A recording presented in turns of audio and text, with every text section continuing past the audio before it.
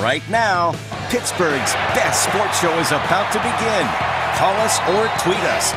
We got things to talk about on the Ireland Contracting Nightly Sports Call.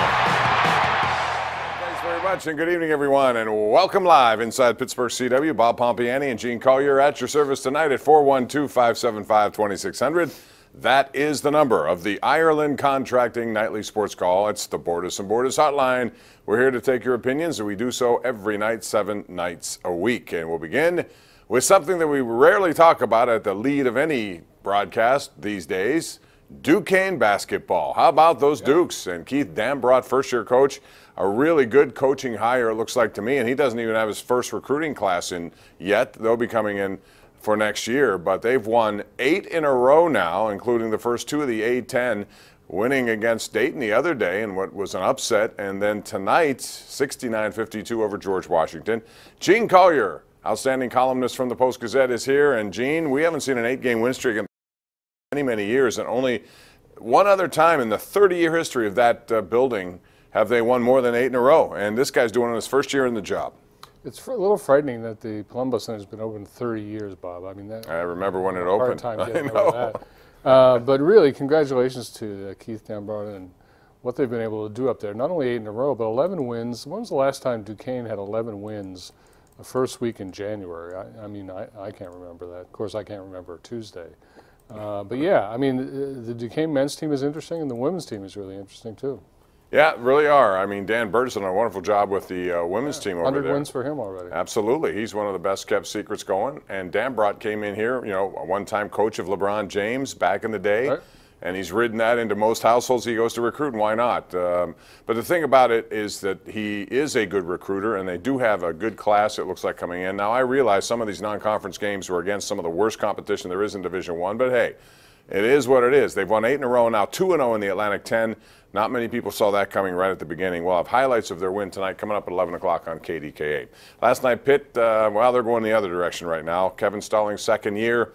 They started all freshmen for the first time in their history, and they got handed to them by Louisville once again, 77-51. But what happened after the game or during the game became an issue when there were hecklers with Kevin Stallings, and he was caught on audio tape saying, well, at least we don't pay our kids $100,000 to go there.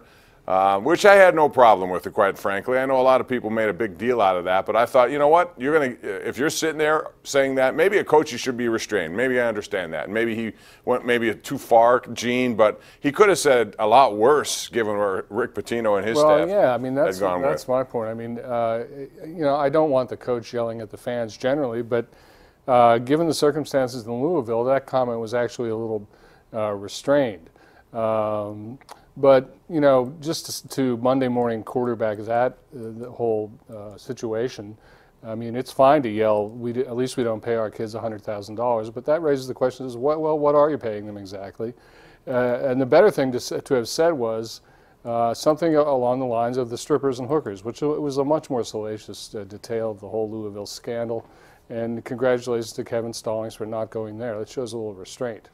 It does, and Pitt now falls to 0-10. They'll be back home, I believe, or is it on the road? I can't remember where they play on Saturday, but it's a noon tip-off, and you hear it on 90 at Virginia Tech. So it's not going to get any easier. They have Duke coming up on the 10th, too. So, but, hey. I like Duke in that one, Bob. I do, too. What about the point spread? See, I'd like to see what that is when it is. But point spread? I've never heard of such a what? They do have those things. The concept. Penguins got a big win last night, Gene, finally, and they did it in the way that you would accustom them to do, 5-1, an explosion of goals in the second period, but they lost goaltender Tristan Jarry. I'm not sure the extent of his injury. They had an off day today. They'll return home tomorrow to take on Carolina. We'll hear from Mike Sullivan then, but they needed that, and they got a lot of people scoring other than Malkin and Crosby.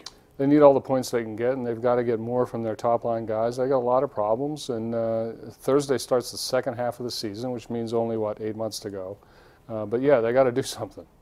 Yeah, they do. We'll see how it goes, but, you know, they're still close enough to a playoff position not to panic, but they do have to start digging out from this hole. Meanwhile, Vegas has the best record in the Western Conference, the second best record overall, and Marc-Andre Fleury has a 177 goals against and a 943 save percentage. Now, he's not eligible at this point because he hasn't played enough games because he was out with that concussion for 26 games. However, those numbers are pretty telling. He's had back-to-back shutouts, or at least 2 in 3 games. The guy down in Tampa has been unbelievable. Andrei Vasilevsky 25 wins. He hasn't been scored upon now in 165 minutes, Gene. Tampa's got everything going for themselves, and including a red-hot goaltender and a young goaltender who they traded Ben Bishop to keep. And this guy has been off the charts good, 5 shutouts already, and one of the best goals against and save percentages in all of hockey. Yeah, they're awfully good, really, up and down the lineup. But Vegas has won 8 games in a row, and that is the most, I think, in the 4 major sports by an expansion team in its first year, I think since the Denver Nuggets. I read this somewhere today, whenever that was. Was that in the 70s? Dan Issel, probably. Yeah. Was that back in his day? Maybe before then even. I don't even know. Bottom line is, we have a lot to talk about. So call us at 412-575-2600. We'll also get into the Steelers. Juju Smith-Schuster gets another honor. We'll talk about their bye week, what you think about the weekend games coming up. 4 games, pretty interesting, especially in the NFC. All coming up next with your opinions right here live on the Ireland Contracting Nightly Sports Call. It's on Pittsburgh's CW.